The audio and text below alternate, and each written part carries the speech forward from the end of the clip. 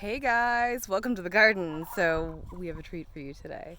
I am in here picking squash for my buddy Rhoda. We're gonna save some seeds for her.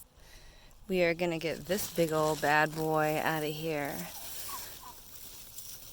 Oh man, look how beautiful that is. So what you want to do is wait until your squash gets this kind of lumpy texture on the outside. Then it's generally pretty good, ready to harvest for seed. Okay, so I gathered my squash that I want to use for seed, and we're going to get in there. Oh, really tear it in two. So then this is what you want.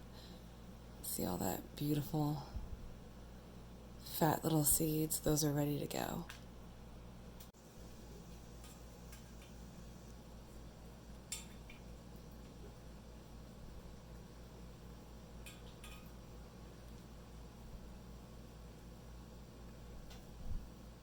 Okay, so once you have all those pieces out, you can take this beautiful squash and roast it.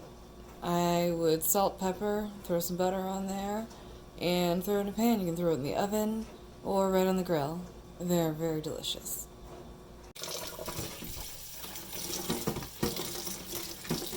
So you want to get all these pieces out that don't belong. The seed is not mature, so you don't want that. But all of these nice big puffy ones, those are going to be the ones that you want to keep for next year. Alright, so once you have these pretty well cleaned off, all you need to do, I like to shake off the extra water, and I use a plate like this. Kind of pat them all out into one layer and make sure that they are in a room with a fan, good ventilation, and they aren't too humid because the humidity will cause them to rot. But as long as you keep these nice and dry, they will save nicely for next year. From one squash, you have all these seeds. So many to share with your friends or to grow more for next year. Good luck and happy gardening.